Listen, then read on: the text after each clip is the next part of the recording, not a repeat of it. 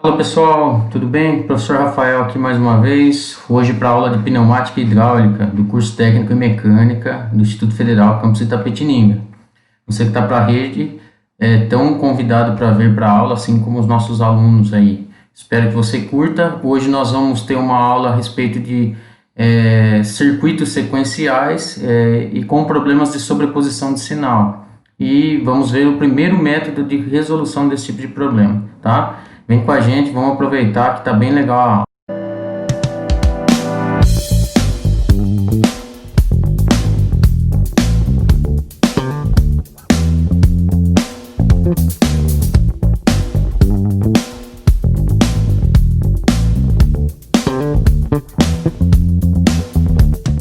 Bom, então vamos lá para a nossa aula. A primeira coisa que a gente precisa fazer é definir o que são sobreposição de sinais, né? Entender o que significa esse problema no contexto de circuitos pneumáticos, né? Então, de modo geral, quando a gente desenvolve circuitos pneumáticos, a gente usa o que a gente chama de método intuitivo, que a gente viu na última aula, que basicamente consiste no quê? Se uma vez que eu conheço a minha situação, problema, que eu quero automatizar, eu conheço as ferramentas, sei como elas trabalham, eu associo o conhecimento do problema com as ferramentas que tenho e crio um circuito de modo intuitivo, né, com base nessas informações, para resolver o meu problema, né?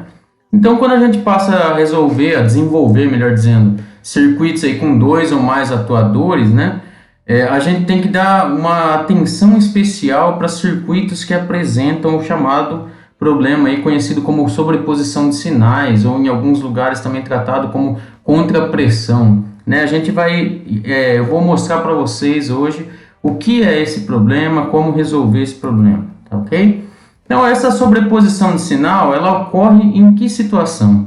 Quando a gente tem uma válvula duplamente pilotada, né, e eu tenho sinal de ar pressurizado chegando num dos lados dessa válvula, seja a esquerda ou a direita dessa válvula que é duplo pilotado, quando ainda do outro lado ainda há sinal. Então, para ficar mais fácil de compreender, né, a gente olhando aqui então, ó, essa válvula aqui que a gente tem, ó, que eu estou circulando para que vocês vejam, é uma válvula de comando, aqui uma válvula duplamente pilotada, né, uma válvula 5 duas vias, que está sendo usada como válvula de comando para esse cilindro aqui em cima, ok? Então, qual que é o grande problema que a gente pode ter aí, que é a chamada sobreposição de sinal, né? Então, imagine que aqui embaixo eu vou ter em algum momento uma válvula de sinal gerando um sinal aqui para a gente, né? Que a gente está chamando aqui de primeiro sinal a chegar. E, por algum motivo, eu tenho um segundo sinal chegando do lado de cá, ó, vindo de uma outra válvula, por esse caminho aqui, de uma outra válvula de sinal. O que vai acontecer aqui? Se eu tiver ar comprimido desse lado aqui, ó, quando chegar ar do lado de cá ainda, essa válvula vai estar travada, ela vai estar com o que a gente chama de sobreposição de sinais, ou seja, ela não vai movimentar de lugar, porque aqui eu vou ter uma força devido à pressão do ar que está vindo desse lado, daqui da direita, que é exatamente igual à força que vem pelo lado de cá, porque, afinal de contas, nós vamos ter o mesmo compressor aqui, né? Nós vamos ter o mesmo compressor gerando o que gera ar para esse lado, também gera ar para o lado de cá. Então, uma vez que está estabelecida essa posição, eu não consigo realizar a comutação dessa válvula aqui. E isso caracteriza para mim o que a gente chama de sobreposição de sinal.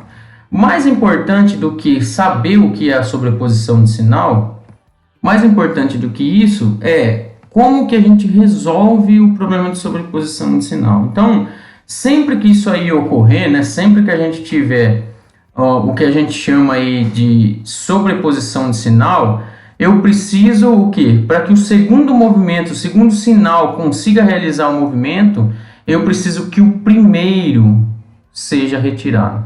Então, sempre, não importa o método, a gente vai aprender alguns métodos de como resolver a sobreposição de sinal.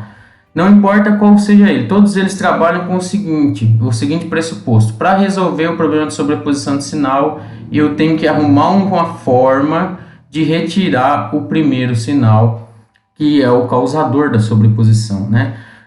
Antes que o segundo sinal chegue nessa válvula. Então, os métodos, de modo geral, vão providenciar esse tipo de solução. Bom, então, continuando a nossa explanação aqui sobre sobreposição de sinais, né, eu escrevi algumas coisas aqui para ajudar vocês, né, na hora de estudar, né. Então, antes da gente iniciar aí o nosso circuitos com 2 ou mais atuadores, a gente precisa prever se vai ocorrer essa sobreposição de sinal ou não.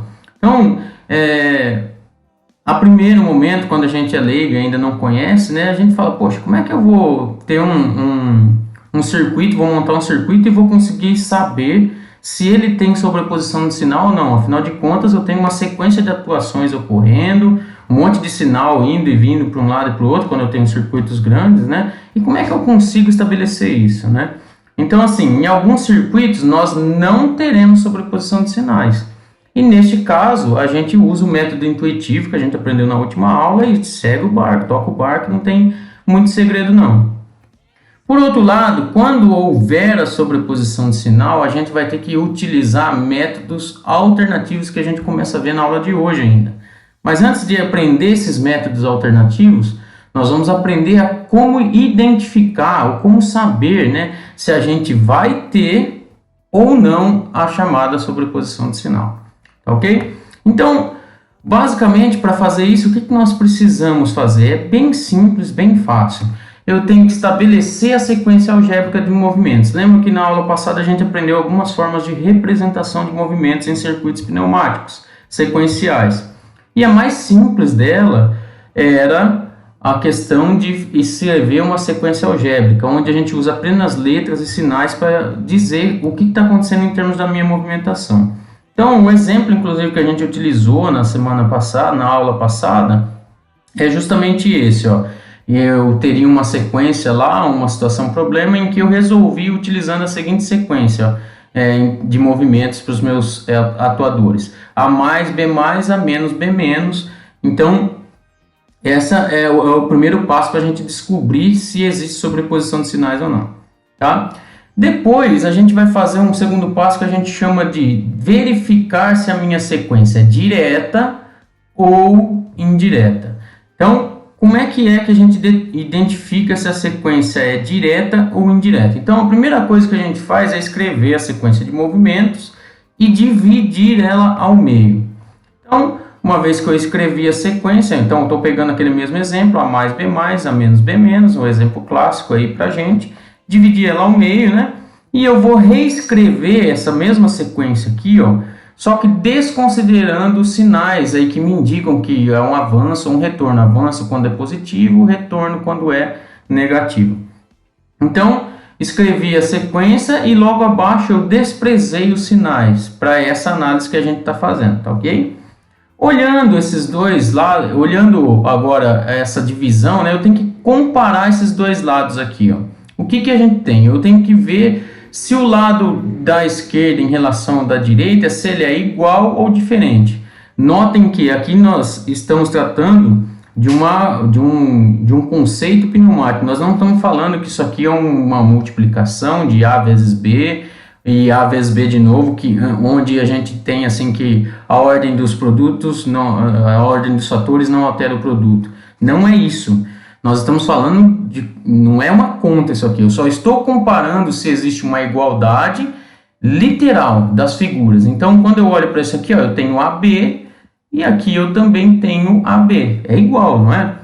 Então, se os dois são iguais, se os dois lados são iguais, o que nós temos? Nós temos uma sequência que é chamada de direta, ok?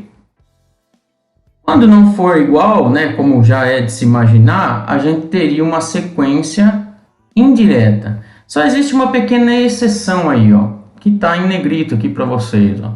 Se não pode haver, só vai ser direta se ela for igual e não houver repetição de atuadores. Ou seja, não houver repetição de letra do mesmo lado daquela divisão. Vamos ver, através dos exemplos vai ficar um pouco mais claro. Então, imagine que eu tenho uma sequência que é A mais, B mais, C mais, A menos, B menos, C menos, ok? Fui lá, dividi ao meio, conforme pressupõe o método, e desprezei os meus sinais, como está aqui. Então, quando eu olho do lado esquerdo, eu tenho ABC Quando eu olho do lado direito, eu também tenho ABC. Resultado é igual e não tem repetição de letra, tá ok? De um mesmo lado, né? Analisa um dos lados, não tem repetição de letra. Portanto, isso aqui é uma sequência tipicamente direta.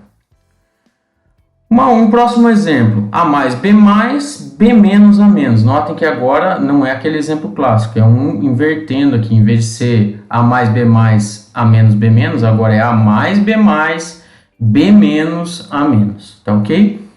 E aí o que a gente tem? Nós temos a divisão ao meio, eu tenho AB, que é diferente de BA, né? Então, notem aquilo que eu falei, não estou falando de uma multiplicação, estou falando da figura literalmente que é composta aqui por essas letrinhas. Então, se é diferente, nós temos uma sequência indireta. Mais um exemplo, veja lá. Então, eu tenho uma sequência que seria A mais, B mais, A menos, A mais, B menos, A menos. Muito bem. Quando eu divido ao meio, olha lá o que a gente tem. Eu tenho ABA de um lado, ABA do outro. Quando eu olho isso, obviamente, isso é igual, ABA é igual a ABA, né? A mesma figura escrita dos dois lados, mas a gente tem a repetição do atuador em um dos lados. Olha lá, então o atuador A aparece duas vezes aqui. Isso é a exceção que caracteriza para mim que essa sequência também é indireta. Então, só para relembrar, sequências diretas não apresentam o problema de sobreposição de sinal. Como está escrito aqui em verdinho. Ó. Se não tem sobreposição de sinal, como é o caso das sequências diretas, eu vou para o método intuitivo e vida que segue. Se eu tenho uma sequência indireta, isso implica que nós teremos, que ocorrerá inevitavelmente o chamado fenômeno sobreposição de sinais. E neste caso a gente vai precisar partir para métodos alternativos. Uma pergunta que poderia vir é a seguinte. Bom, aqui, por exemplo, eu tenho a sequência sendo feita A mais, B menos A menos. A gente fez a análise e viu que isso implica numa sequência indireta. Poxa, se eu simplesmente inverter e fazer A menos, se eu fizer A menos, B menos, em vez de B menos A menos, eu teria uma sequência direta, correto? Se o meu problema, a minha situação, problema me permite fazer isso, maravilha, vamos para aquilo que é mais fácil. Em vez de ficar trabalhando com sequência indireta, vamos para a sequência direta, como é o caso do nosso primeiro exemplo lá, e vamos resolver por ela mesma, é mais fácil. Mas, se a gente em algumas situações, eu não vou ter como, pela situação problema onde eu estou aplicando essa sequência, em alguns momentos eu obrigatoriamente vou precisar que o B retorne antes, como está aqui, por exemplo. Aí não tem jeito, eu vou ter que cair numa sequência indireta e vou ter que resolver por um método alternativo. Que métodos alternativos nós veremos, né? Nós estudaremos no nosso curso ainda. Os métodos alternativos que são os seguintes. O método dos roletes escamoteáveis, né? Onde a gente utiliza de roletes fins de curso, aí, de válvulas acionadas por rolete, com um rolete especial, que nós vamos estar vendo hoje. Além de um outro método que é o mais utilizado na indústria, que a gente vê nas próximas aulas, não na aula de hoje, que é o chamado método cascata. Que utiliza de válvulas duplamente pilotadas para resolver esse problema de sobreposição de sinais, tá ok? Bom, então continuando, gente, vamos pegar como exemplo básico aqui, exemplo prático, né? A mesma situação, problema que a gente usou para quando a gente começou a ver circuitos sequenciais, que é no caso aí, eu tenho dois cilindros, né, que estão logo após aí transportadores aí, né? Então, eu tenho uma caixinha aqui vindo nesse sentido aqui, né? Desce, ela chega, encontra aqui um cilindro, né? Nesse momento, o cilindro A aqui, cilindro 1, né? Ó, ele eleva e fica parado lá. E em seguida, o cilindro B vai empurrar essa caixinha para o próximo transportador. Depois disso, eles podem voltar para suas respectivas posições de retorno, posições iniciais. Certo? O que nós vamos fazer de diferente em relação ao primeiro exemplo? Então, assim, a gente tem essa situação que eu acabo de descrever, né, de uma caixinha partindo de uma esteira para outra, né, de um transportador para outro. Só que por algum motivo, né, estou imaginando que por algum motivo esse cilindro A só vai poder retornar depois que o B também tiver retornado. Então, olhando aqui, ó, avança o A, avança B, volta B e só depois volta A, né? Ou seja, para forçar a acontecer uma sobreposição de sinal. Pensar que a gente teria uma situação, um problema que não dá para resolver pelo método comum, não vai por uma sequência direta, vai cair numa sequência indireta e aí a gente tem sobreposição de sinal. Tendo sobreposição de sinal, a gente vai utilizar um método alternativo, no caso hoje, o método dos roletes escamoteáveis, é o primeiro que a gente está vendo. Bom, então, um detalhe, o sinal de partida vai ser dado por um botão pulsante ao invés de um rolete, no caso de trabalharmos com ciclo único. Quando a gente escolher fazer aí o ciclo contínuo, nós vamos trabalhar com um botão com trava associado em série, né, com um rolete, com uma válvula acionada por rolete.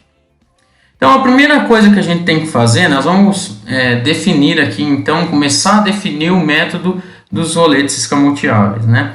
Então, como eu falei para vocês, né, na aula passada, quando a gente trabalha intuitivamente, eu escrevi um sequenciamento de como realizar as etapas para organizar as nossas ideias, mas não necessariamente precisa ser naquela ordem. Quando a gente vem para um método alternativo, aí a gente tem uma receitinha de bolo, né? Onde a gente tem um passo a passo, tem as ferramentas a serem utilizadas e vai seguindo cada um desses ingredientes, desses passos aí para formar o nosso bolo, entre aspas, né? Então, primeira coisa é definir a sequência de trabalho, ou seja, eu tenho a situação problema e eu vou definir a minha sequência. A minha situação problema é a que eu descrevi um slide antes, né, daqueles transportadores, aquelas duas esteiras, né? E eu pressupus aqui, ó, que o cilindro A só retorna depois que o B retornar. Então a gente vai ter uma sequência A+, o A avança, fica lá parado, esperando o B avançar também e empurrar o transportador, a caixinha para o novo transportador. Depois que ele fez isso, ele mesmo volta e só depois disso o A também pode retornar. Okay? Depois, qual seria o segundo passo a ser feito? É posicionar os elementos fins de curso que vão ser utilizados com base nessa sequência. Então, isso a gente já aprendeu na aula passada, mas eu vou retomar aqui, né? Então, o que a gente faz para determinar isso aí? É uma coisa essencial para todos os métodos. Escrevi a sequência A+, B+, B-, A-. E eu escrevo logo abaixo, como está indicado a seta, quem é a válvula de sinal que, quando for acionada, vai promover esse movimento. Então, a válvula A+, ou melhor dizendo, o movimento A+, vai ser realizado quando uma válvula de sinal chamada 1.2 for acionada. Similarmente, o B+, é quando 2.2 é acionado, a válvula 2.2, né? E B-, a válvula de sinal 2.3, quando ela for acionada, esse é o movimento que acontece. E similarmente também, o movimento A- acontece quando 1.3 for acionado. Então, como é que a gente determina onde é que vão estar, né, os roletes, onde eles vão estar posicionados em relação aos nossos atuadores, aos nossos cilindros? Como é que a gente determina isso? Para que a sequência ocorra conforme a gente definiu. Basta verificar o que? O posicionamento anterior, né? Então, aquela regrinha básica, né? Então, o A avançou. Quando ele avançou, ele vai chegar no final do seu curso e ele vai poder bater num rolete, que a gente chama de fim de curso lá, né? Que é nada mais que um sensor mecânico.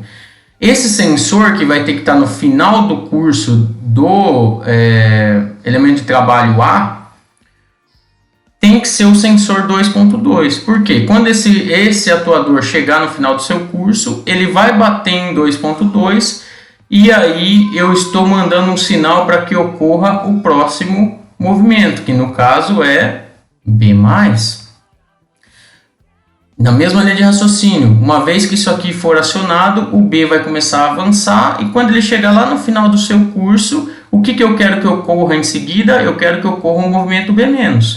Para que isso ocorra, quem tem que estar no final do curso do B, lá no B+, é 2.3, que é quem é responsável por realizar o movimento B-. Então, quando 2.3 for acionado, o B começa a retornar. Quando ele estiver retornando e voltando à sua posição inicial, eu quero que aconteça o que em seguida? Eu quero que aconteça o movimento A-.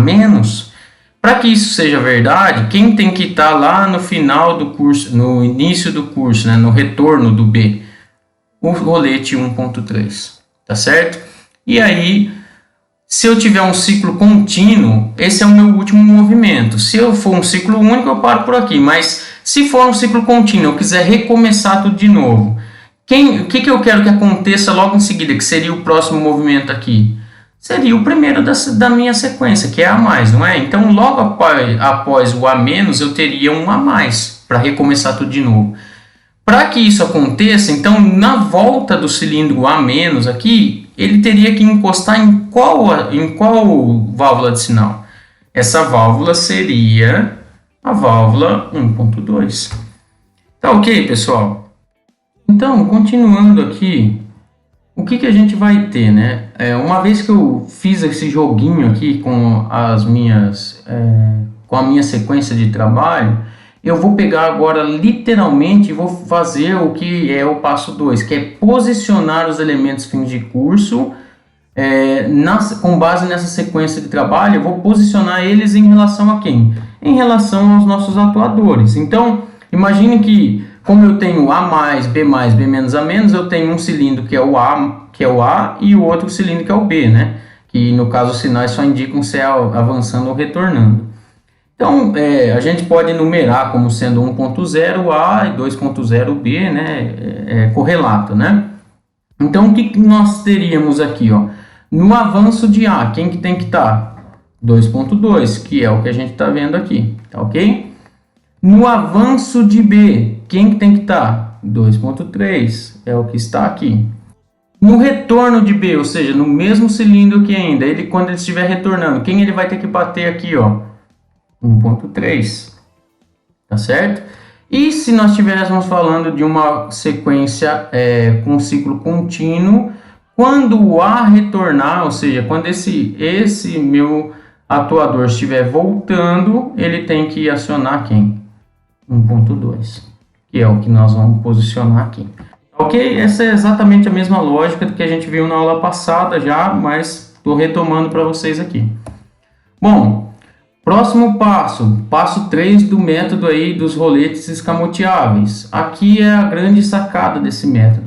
A gente vai ter que montar uma tabela para detectar aonde que ocorrem as sobreposições de sinais. Detalhe, num circuito podem acontecer mais do que uma sobreposição de sinal. O que significa isso? Lembrando lá dos nossos primeiros slides, sobreposição de sinal significa dizer, imagine que embaixo de qualquer um desses atuadores aqui eu vou ter uma válvula duplamente pilotada, as válvulas de comando. Em algum momento dessa sequência de trabalho aí, vai chegar ar do lado direito e do lado esquerdo ao mesmo tempo e vai ocasionar o que a gente chama de sobreposição de sinal. Então, assim, notem que a gente aprendeu como dizer se uma sequência é direta ou indireta, e isso aí, se ela é direta, ela não tem sobreposição de sinais, e se ela é indireta, ela tem sobreposição de sinais. Só que só saber que tem a sobreposição de sinal não resolve o meu problema. Eu preciso detectar aonde ocorre, em que momento ocorre, em que passo ocorre essa sobreposição de sinal. E é através de uma tabelinha que a gente vai montar juntos aqui que nós vamos conseguir detectar em que momento isso daí ocorre, tá? Então, como é que a gente monta essa tabelinha? Primeiro, nós vamos fazer uma tabela, nós vamos escrever na linha aqui, ó, as válvulas de sinal que nós temos para o nosso circuito. Neste caso, a gente tem 4 válvulas de sinal, 1.2, 2.2, 2.3 e 1.3. São as 4 válvulas de sinal, os 4 roletes, 4 válvulas acionadas por rolete. Se a gente tivesse mais atuadores, nós teríamos mais válvulas, é proporcional, tá ok? Mas vamos começar com um circuito mais simples. Então, Eu vou escrever em sequência cada uma delas aqui, ó. Eu vou escrever aqui, ó, 1.2 e 1.3, as válvulas penduradas no primeiro atuador, e 2.2 e 2.3, as válvulas que estariam penduradas, né, ou fazendo movimento, provocando movimento no cilindro 2. Agora, eu escrevo na coluna aqui, válvula de sinal, todos, logo abaixo, né, todos os movimentos passo a passo. Lembra que a gente viu o diagrama passo a passo? Como o nome sugere, a gente vai vendo na sequência, momento a momento, passo a passo, o que está acontecendo na nossa sequência. Agora eu vou estar fazendo basicamente esse diagrama na forma de uma tabela. Então, eu tenho que começar com o que a gente chama de estado inicial. O que significa isso? Com o meu circuito parado, ele está montado, pronto para ser utilizado, mas ele está parado, desligado. Que condição nós temos? Isso é o que eu vou chamar de estado inicial, e daqui a pouco vocês vão entender melhor o porquê disso. E aí depois eu venho escrevendo em sequência aqui nas linhas, de cima para baixo, a minha sequência algébrica, a minha sequência de movimentos. Então começa com A+, depois B+, tá aqui, tá lá, depois eu tenho B-, tá aqui também, depois eu tenho A-, são os 4 movimentos. Já que a gente pode trabalhar, em geral é o que a gente quer, ciclos contínuos, né? Circuitos que são contínuos para realizar diversas vezes a mesma operação, a gente repete o primeiro movimento. Por quê? Que é a ideia de que a gente estivesse fazendo um loop aqui, ó, e recomeçando tudo de novo. Tá ok até aqui? Então, uma vez que a gente estabeleceu isso aqui, aí a gente vai trabalhar preenchendo esses espaços em branco aqui, ó, com 2 letras, ou com A para acionado ou com D para desacionado. O que significa isso, gente? Eu estou falando em relação aos meus roletes, os meus fins de curso. Nós não posicionamos eles aqui, ó. Vão lembrar disso? O que acontece? Quando a gente tem com o rolete aqui logo no comecinho do meu atuador, ó, como é o caso de 1.2 e 1.3, isso aí indica para mim que eles estão no começo engastados. Lembra que a gente desenha a nossa válvula já com uma paredinha lá, pressionando o rolete e fazendo a posição da válvula valer a da esquerda ao invés da posição da direita? Muito bem, então, no estado inicial, com tudo parado, o que nós temos? A válvula 1.2 está acionada, certo? E a válvula 1.3 também está acionada. Nós vamos proceder um pouco mais. A válvula 2.2 ela está lá na frente, então como meus cilindros no começo estão recuados, a válvula 2.2 está desacionada, assim como a válvula 2.3, certo? Muito bem. Depois, o que a gente tem? Olha lá. Quando acontece um movimento a mais, o que significa acontecer um movimento a mais? Significa esse pistão avançar, né? E quando ele avança, qual a primeira coisa que acontece? Ele vai soltar o roletinho aqui, ó, 1.2. Portanto, 1.2 vai ser desacionado. Logo em seguida, o que acontece? 2.2 aciona. E é o que a gente tem aqui, ó, 2.2 acionando nesse momento. Os demais aqui, nós não mexemos, eu não fiz o movimento B+, ainda, ele é a próxima linha. Então, eles continuam como estavam na linha anterior. Então, por exemplo, o 1.3 aqui, ó, na condição anterior, no estado inicial, ele estava acionado, ele vai permanecer acionado. Já o 2.3 estava desacionado, porque está lá na frente, e ele continua da mesma forma, nós não mexemos com o cilindro 2.0. Muito bem, vamos lá então. Agora o próximo movimento que acontece é o que? Avanço de B, não é isso que a gente está vendo aqui, ó, tanto na tabela quanto no desenho aqui. Então, avançou B, qual a primeira coisa que acontece? 1.3 desaciona, tá lá, 1.3 desaciona. Logo em seguida, o que acontece? 2.3 aciona, tá lá, ó, 2.3 acionou. E os outros dois, 1.2 continua solto aqui, ó, porque o A está avançado, né? Vale lembrar aqui, ó, o movimento anterior foi A mais. E 2.2 vai continuar o quê? Acionado. Então, nós temos lá, 1.2 continua desacionado, 2.2 continua acionado. Muito bem, vamos para o próximo movimento. O próximo movimento é B menos, melhor dizendo. Então, o que significa? Significa isso aqui, ó. O nosso cilindro estaria aqui na frente e ele vai estar voltando. Quando ele volta, a primeira coisa que acontece, 2.3 desaciona. E logo em seguida, 1.3 aciona. Os outros dois vai mexer? Não, ainda não mexi com A. O próximo movimento somente que vai ser o A menos. Então continua como estão, 1.2 desacionado, 2.2 acionado, tá ok? Próximo movimento, A menos. Então o que a gente tem quando o A retorna? A primeira coisa que acontece, 2.2 solta, então a gente desaciona 2.2 e logo em seguida 1.2 aciona. Os demais aqui vão mexer? Agora nós mexemos só no cilindro A. O cilindro B continua paradinho como estava, recuado já. 2.3 desacionado, 1.3 acionado. Então 1.3 acionado, 2.3 desacionado. Se eu fosse recomeçar tudo de novo, ia de novo, avançar o A aqui, né? E aí a gente pode simplesmente copiar essa linha como está aqui, ou fazer a análise de novo, né? Então avancei isso aqui, primeira coisa que acontece, 1.2 desaciona, tá lá. E logo em seguida, 2.2, que estava desacionado, aciona. B está parado, só vai movimentar depois de novo. Então continua como estão, 1.3 acionado e 2.3 desacionado. Ok, até aqui, pessoal. Agora, o que a gente tem que observar disso tudo? A gente tem que observar o seguinte. Notem que, lembrando lá do que é sobreposição de sinal, o que é a sobreposição de sinal? A sobreposição de sinal é, se eu tiver um ar chegando nessa válvula aqui, e em seguida chegar outro, enquanto esse ainda está aqui, me caracteriza a sobreposição de sinal. Se esse cilindro aqui fosse o 1.0, como é o caso aqui, ó, que válvula teria que estar do lado de cá para provocar um retorno? Ou ainda, que válvula teria que estar do lado de cá para provocar um avanço? Todo mundo concorda que aqui seria 1.2 e aqui seria 1.3?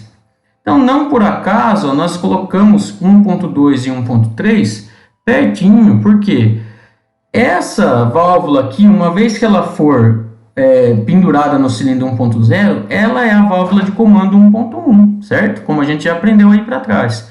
E se ela é 1.1, aqui, como está por esse lado, vai provocar o quê? Essa aqui vai provocar a mudança da válvula para que essa posição da esquerda seja válida.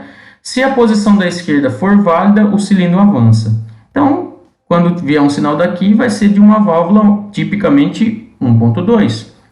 E por outro lado, quando chegar sinal pelo lado de cá, nós vamos ter um retorno desse cilindro, né? Então, tipicamente a gente teria uma válvula de sinal 1.3. Então, notem que toda essa coluna, essas duas colunas, estão me mostrando os movimentos dos meus roletes ou das minhas válvulas de sinal em cada um dos passos. O que está acontecendo, não é verdade? A mesma coisa vale para a direita, imaginando esse mesmo desenho, que aqui fosse, que aqui eu tivesse a válvula 2.1, ou seja, que esse cilindro fosse o 2.0. Essa válvula, a válvula de comando desse cilindro, portanto 2.1, se eu tiver uma válvula de sinal vindo da esquerda aqui, o sinal seria 2.2, ou seja, a válvula que quando acionada provoca avanço no meu cilindro. E a mesma coisa vale aqui para retorno, no caso 2.3. Então notem que nós temos essas colunas, elas estão, é como se eu tivesse duas tabelas dentro de uma só. Uma tabela que analisa a válvula de comando 1.1 e uma tabela que analisa a válvula de comando 2.1. Ou seja, um problema de sobreposição de sinal ocorre na válvula duplo pilotada, na válvula de comando. Então eu tenho que analisar essas válvulas à parte.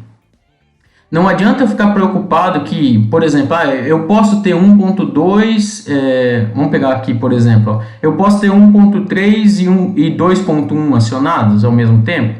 Eu posso, não tem problema nenhum. Elas estão em válvulas diferentes, em válvulas de comando diferentes.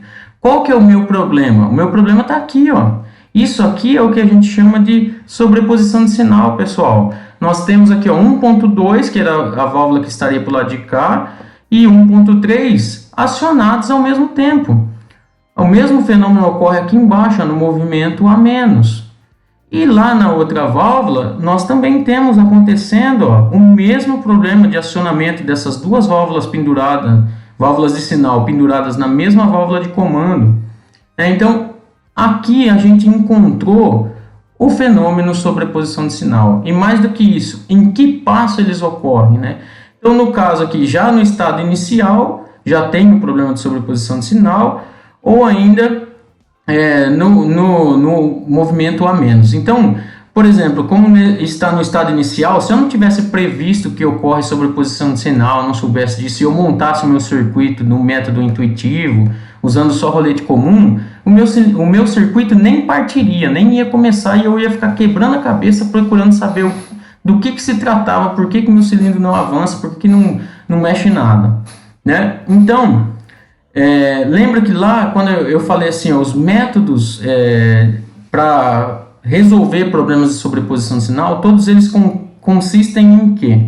Consistem em remover o primeiro sinal que chega, de alguma forma ou de outra. Só que aqui, esse é um dos motivos que a gente repete o primeiro movimento após o último. Porque a sobreposição já está ocorrendo logo de cara, e para eu saber qual é o primeiro que chegou, lembre-se, eu tenho que eliminar o primeiro sinal que chega. Como é que eu vou saber se eu não tenho a linha anterior? Então, na verdade, esse fenômeno aqui, essa outra sobreposição é a mesma daqui de cima. O que a gente tem que fazer? Eu vou olhar aqui embaixo e vou verificar a partir dela qual das válvulas aí me é problema. Então, como vocês já devem imaginar, a válvula que acionou antes, que é o primeiro que chegou aqui, o sinal que chegou primeiro, foi, no caso, a válvula 1.3. No caso da válvula de comando 1.1, das que estão penduradas na válvula de comando 1.1. Então, aqui eu tenho um problema, a mesma análise eu faço na segunda válvula de comando. Veja lá, eu tenho um momento em que ocorre a sobreposição de sinal, e o meu problema consiste onde? Consiste naquele que chegou primeiro. Eu tenho que dar um jeito de eliminar esse sinal que chegou primeiro para poder o movimento próximo ocorrer. Então, quem chegou primeiro aqui foi o sinal da válvula 2.2. Então, o que a gente tem? Nós temos que os roletes, as válvulas acionadas por rolete comum 1.3 e 2.2 são as válvulas problemáticas, são as válvulas que estão ocasionando a sobreposição de sinal nesse nosso circuito. Então, são essas válvulas aqui, que nós substituiremos de válvulas acionadas por rolete comum para válvulas acionadas por roletes escamoteáveis. Esse, basicamente, é o método dos roletes escamoteáveis. Temos alguns detalhes que nós vamos estar vendo logo em seguida, que não é simplesmente trocar um pelo outro. Tem alguns pequenos detalhes que eu vou estar mostrando para vocês logo em seguida. Bom, pessoal, então continuando aqui, como é que aquele estabelecimento da tabela, montar a tabela foi o nosso terceiro passo do método. O que a gente tem que fazer em seguida, né? Nós precisamos substituir os fins de curso, né, que são acionados por roletes comuns, aqueles que a gente identificou como sendo os causadores da sobreposição de sinal. No caso aqui, os roletes 1.3 e 2.2, certo? Então, nós temos que substituir eles, né? Olha lá, a gente já tinha visto no passo anterior onde que eles estão posicionados. No caso, o 1.3 está aqui no início do B, né? E o 2.2 está no final do A. Então, esses dois são os nossos roletes problemáticos, vamos assim dizer, certo? Então, só para vocês entenderem melhor, o que é um rolete comum? Rolete comum a gente desenha dessa forma, né? Aqui, e essa é a foto desse elemento que a gente tem lá na bancada, na nossa bancada. Aqui, a gente tem, eu gravei para vocês como é que um rolete comum trabalha. Então, vocês podem ver aqui, o cilindro, né?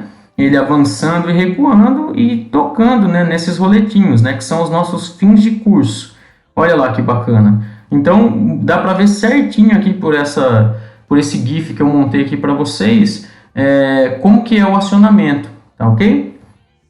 Depois, um Um rolete escamoteável, ele tem a seguinte característica: o desenho é feito com essa dobrinha aqui, ó, que mostra muito bem como é que ele é. Vendo pela foto aqui, ó, vocês mal conseguem perceber a diferença, correto?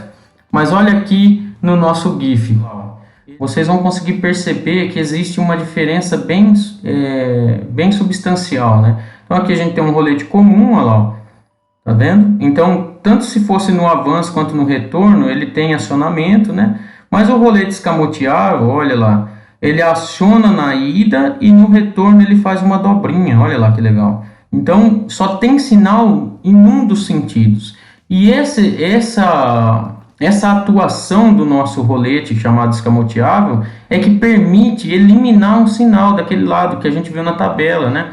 A gente vê que a gente precisa eliminar um sinal anterior. Então, eu vou usar esse sinal quando eu preciso, mas eu vou liberar esse sinal, né? Então, pode ver que a maneira como a gente vai posicionar, que é um dos próximos tópicos aí, um dos próximos passos do método, a gente vai ter que posicionar adequadamente esses roletes. Não basta simplesmente substituir de rolete comum para rolete escamoteável. Eu tenho que reposicionar o rolete para que o método funcione.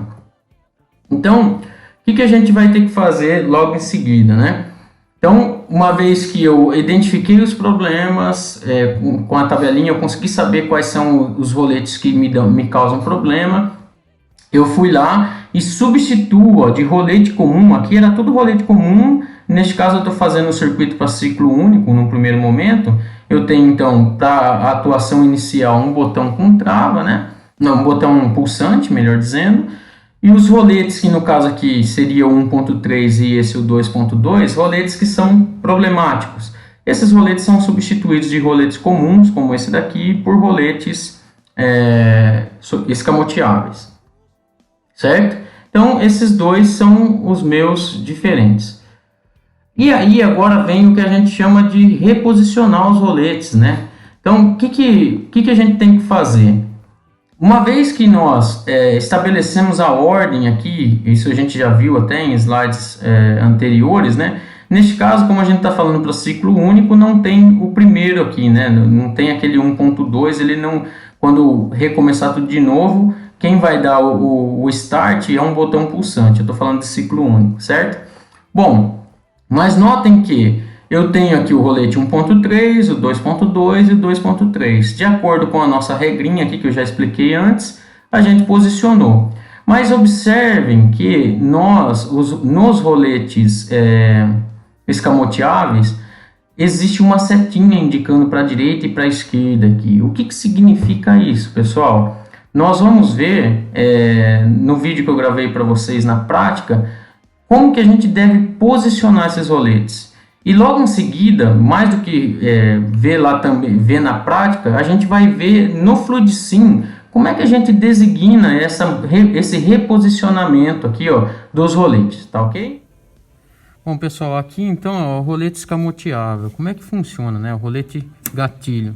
Tá vendo que ele tem essa jugularzinha aqui, ó, que permite dobrar. Então, como é que a gente vai trabalhar, né? Ele tem que acionar em apenas um sentido e no outro não. Então, da forma como está posto, notem aqui, ó, nesse latãozinho aqui, essa amarelinha aqui, ó. Na ida, a dobrinha aqui dele passa reto, o meu cilindro não está acionando, não está fazendo acionamento nenhum. E na volta, notem que subiu aqui, ó, e fez o contato atuar, até passar, para poder liberar. Então, para a gente poder remover a sobreposição de sinal, eu tenho que cortar o sinal inicial, e é isso que eu estou fazendo. Quando eu realizo o pulso do sinal quando eu preciso, mas o meu cilindro continua voltando até o ponto dele passar direto e o sinal foi embora quando isso aqui voltou para sua posição inicial. Na ida, por outro lado, ele nem sinal vai gerar, que também é um pressuposto que a gente viu lá na aula para não dar sobreposição de sinal, beleza? Bom, pessoal, então aqui, ó, novamente a gente tem um outro rolete que precisou ser substituído por um escamoteável, tá vendo? Só que agora ele está no final do curso do pistão. Então, se fosse um rolete comum, como esse daqui em cima, a gente colocaria ele aqui no final para ser acionado no final e a gente utilizar o curso todo do cilindro. Mas, como é um rolete com sobreposição de sinal, né, que foi substituído por um rolete escamoteável, Similarmente ao que a gente viu no vídeo anterior, a gente tem aqui, ó, ele vai na ida, ele vai acionar, tá vendo? Olha lá, o nosso latãozinho aqui abaixou, então o acionamento está acontecendo, passa por ele e libera o sinal. E na volta agora não aciona, então ele passa aqui, faz a dobrinha e não aciona. Na ida aciona, na volta passa a batida. Bom, pessoal, então a gente está aqui no FluidSim, ó, já deixei o meu circuito montado, no caso aqui para ciclo único, né? Então com o botão pulsante no acionamento, e aí eu já coloquei os meus roletes. Eu só coloquei os roletes e não reposicionei eles aqui, não mudei, não fiz aquela mudança que vocês viram no vídeo lá gravado na prática, de trazer para antes ou para depois da cabeça do pistão o nosso rolete. Então, eu vou acionar, vou simular aqui para vocês verem que já vai ter um problema logo de cara, né? A gente vai ter aqui então, ó, eu comecei a fazer, foi o A+, vai fazer o B+, depois vai ser o B- e o A-, né? E aí, ó, olha lá o que aconteceu, travou. Por que travou? Dá para ver certinho a sobreposição ocorrendo aqui, olha aqui em azul escuro, ó. Tem um sinal que chegou aqui, ó, certo? Enquanto está chegando um segundo sinal aqui, ó, e não consegue realizar essa comutação. Por quê? Porque nós temos um sinal que chegou antes. Lembra da tabelinha lá? Se vocês forem ver, ó, nós fizemos o A+, B+. Na hora de fazer o B- já travou. Então, isso aí você poderia me questionar, mas professor, aí no seu circuito já está com um rolete escamoteável, já está trocado. Por que ainda está acontecendo o problema? Vou mostrar para vocês. Quando a gente vem aqui, inclusive é o mesmo procedimento para rolete comum, a gente etiquetou cada um deles, né, deu um nome para cada um deles e posicionou em relação aos nossos cilindros aqui, ó, onde eles devem estar. Então, o 2.2, ó, vou dar um duplo clique aqui, ele está lá no final do meu curso, ó. No caso do FluidSim aqui, como é um programa, eu coloquei no 100 é a posição máxima do meu cilindro, mas eu tenho que deslocar ele para um pouco antes, né? A gente viu lá na prática que, sei lá, deslocou para a posição 70, uns 3 centímetros antes, 70 milímetros antes, 30 milímetros antes, mais ou menos, do final do curso. Se eu fizer isso, ó, deu um ok, notem para onde veio parar a setinha. Já não está mais no final do curso, está bem antes. Para efeito de comparação com a prática, a gente faria algo nesse sentido. Mas para efeito de programação, se eu fizer um número mínimo diferente do 100, ele já entende que eu estou reposicionando o meu circuito.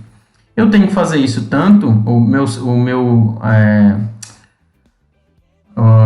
rolete aqui, certo? Então, pus na 99, não está na posição final, o programa já entende que eu estou reposicionando. A mesma coisa eu tenho que fazer aqui no 1.3, só que agora 1.3 está na posição inicial e não na posição final. Então, na prática, eu teria que pôr uns 30 milímetros para frente ou algo desse tipo.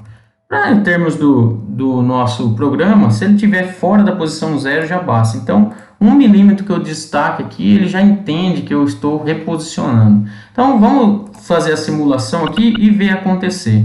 Então, a gente apertou lá, começou o ciclo, vai fazer A+, em seguida é para fazer B+, e aí a gente vai ter logo em seguida o B-, opa, já não travou, maravilha. E depois A-, olha lá que legal.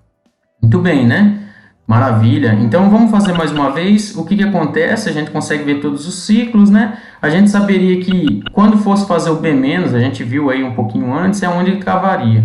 Olha lá o que acontece. Ele dá o pulso e já libera aqui, ó. O segredo está nessa liberação, né? E quando dá o pulso, não fica aqui, ó. Quando a gente fez sem reposicionar, o que aconteceu? O 2.2, ele acionava e ficava acionado, porque estava no final do curso. Então tinha ar aqui ainda. Mas como eu desloquei, ele passou, é aquilo que a gente viu lá na prática. Ele passa, realiza o acionamento e vai adiante. E na hora de voltar, ele não tem papel ali, ele não tem que dar sinal. Então, por isso que acontece aquela dobra, né, na jugular ali do nosso escamoteável e passa direto, porque se a dobrinha não acontecesse, ele ia gerar um sinal que poderia criar uma nova sobreposição em algum momento do meu circuito. Bom, então, a gente acabou de ver, eu falei aqui na nossa apresentação mostrei para vocês na prática como fazer aquele reposicionamento e mostrei no Fluid Sim também, como que a gente faz para que essas setinhas estejam deslocadas. Falta um detalhe ainda que a gente vai ver no Fluid Sim mais uma vez. Que detalhe é esse? O detalhe na hora de selecionar aqui, ó, o nosso rolete escamoteável para que a seta aponte ou para a direita ou para a esquerda. Então, pessoal, olhando aqui no Fluid Sim novamente, veja lá, como é que eu sei se a seta vai para a direita ou para a esquerda? Tem que apontar para a direita ou para a esquerda. O que mostra que está para a direita ou para a esquerda está aqui, ó. Quando eu venho selecionar o nosso tipo de rolete, ó, é um acionamento mecânico, eu posso apontar para a esquerda ou para a direita. Inverti só para vocês verem acontecer lá em cima. Olha lá, mudou, tá vendo? Eu estava apontando para a esquerda, escolhi para a direita, certo? Mas não é o ideal. Então vou voltar, olha lá. A mesma coisa vale aqui para o 2.2, se eu vir aqui e mudar, né? Ele está para a direita, se eu vir aqui e apontar para a esquerda, mudou a seta. Como é que eu sei quando é, quando não é? É simples. Se lá naquela escolha, né, quando a gente analisou, fez a sequência, escreveu a sequência, escreveu embaixo as válvulas de sinal que indicam qual é o movimento que a gente quer, e eu pus aquelas setinhas. Se eu quero que 2.2 seja acionado no avanço, ele está aqui na frente porque eu quero que ele seja acionado no avanço desse cilindro. Então, se é no avanço desse cilindro, o cilindro está avançando para onde? Para a direita. Então, essa seta tem que apontar para a direita. Então, a minha escolha aqui, ó, em vez de ser para a esquerda, tem que ser para a direita. E aí a setinha fica do lado certo.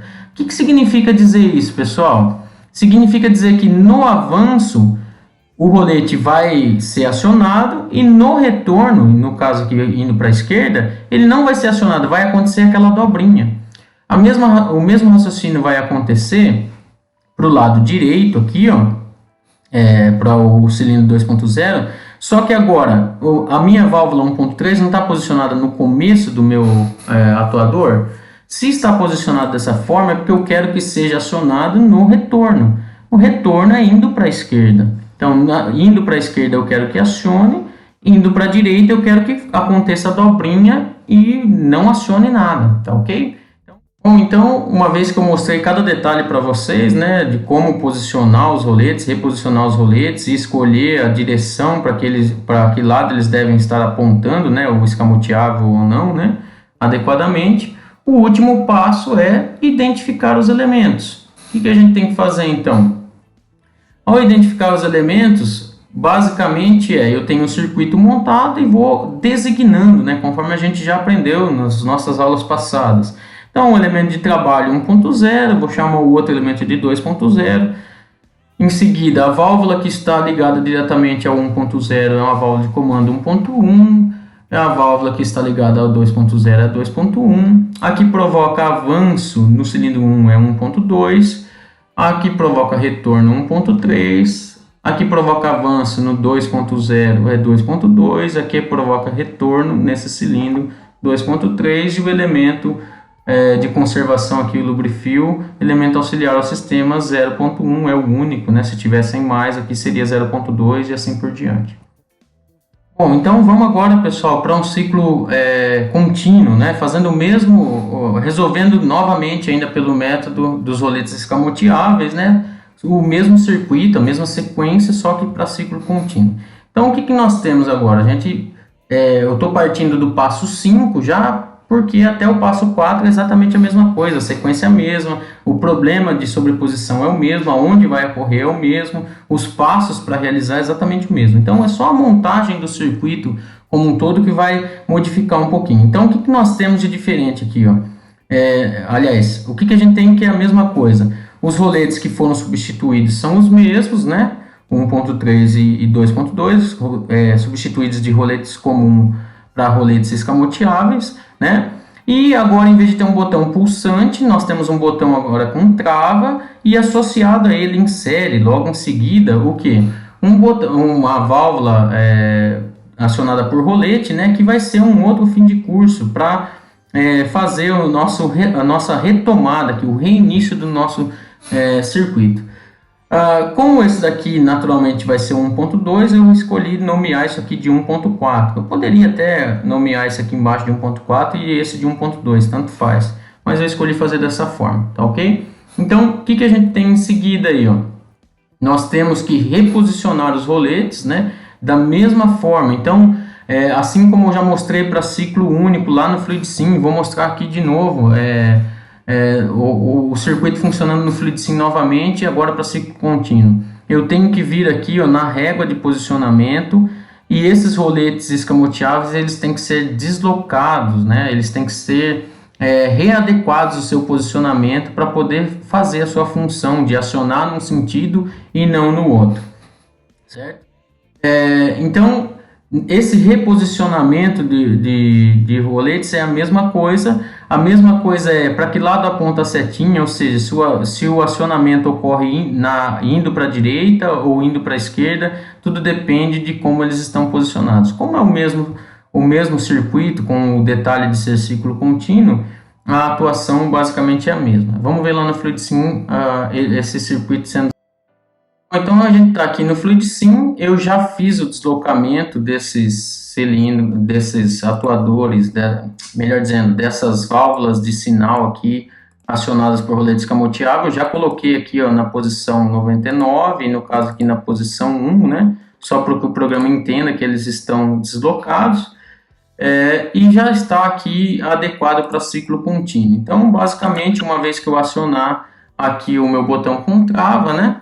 Eu vou ter lá o avanço, o A+, B+, né? E logo em seguida, B-, A-, e o meu circuito vai recomeçar, sem ter problemas de sobreposição de sinal, né? Embora a gente viu que existiria nesse circuito, né? Quando eu realizei os passos lá do método, os problemas eles foram resolvidos e o meu circuito funciona segundo a minha sequência estipulada sem problemas nenhum. Então eu tenho lá A+, B+, B-, A-, tudo funcionando, tá ok?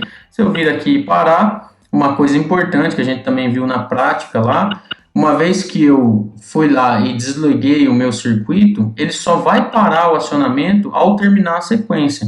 Então a sequência termina com B-, então com A-, melhor dizendo. Quando o A retornar, terminou o ciclo, não recomeça, tá ok? É exatamente dessa forma que deve ser, ok? Então aqui novamente, né, o cilindro, o circuito funcionando, já com a sobreposição de sinais resolvida. Se eu desligar o circuito, ele vai parar só depois de terminar um ciclo. Desliga.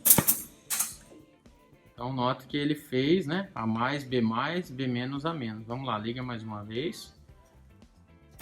Então eu tenho lá A+, B+, B-, A-. Depois que entrou em ciclo é difícil de enxergar, né? Mas depois que a gente, ao dar o primeiro acionamento, é bem fácil de visualizar. Detalhe desse circuito, notem que antes de um cilindro chegar ao final do seu curso, o outro já está indo. Ó. Dá um stop aí mais uma vez. Pode desligar.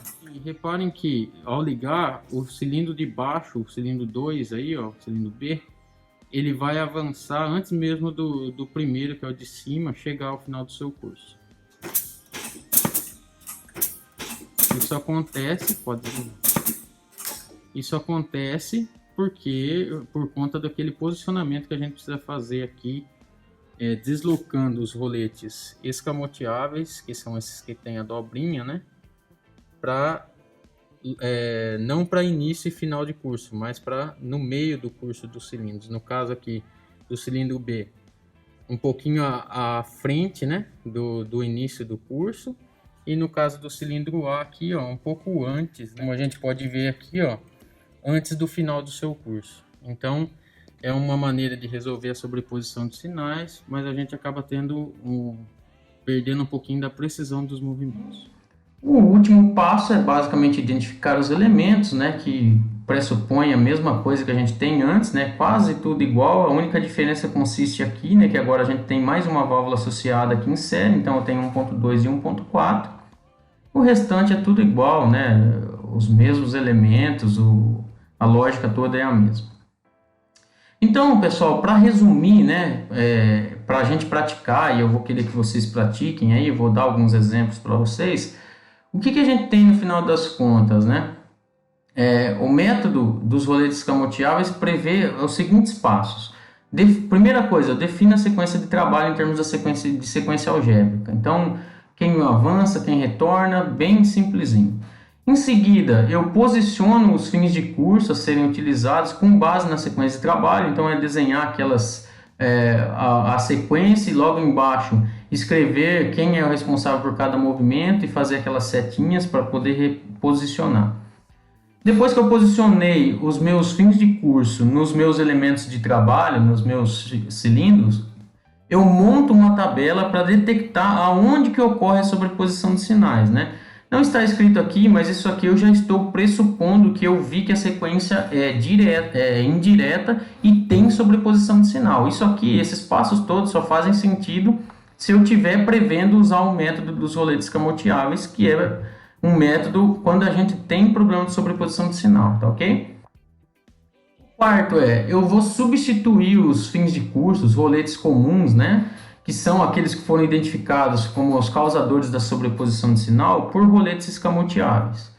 Depois eu desenho o circuito já com os roletes substituídos, reposiciono esses roletes, né, adequadamente, conforme a gente viu aí na aula, e por fim eu identifico os meus elementos. Fazendo cada um desses passos, mesmo que eu tenha uma sequência problemática e com sobreposição de sinal, eu consigo resolver ela com algumas limitações, né? A principal limitação do método de roletes escamoteáveis consiste em quê?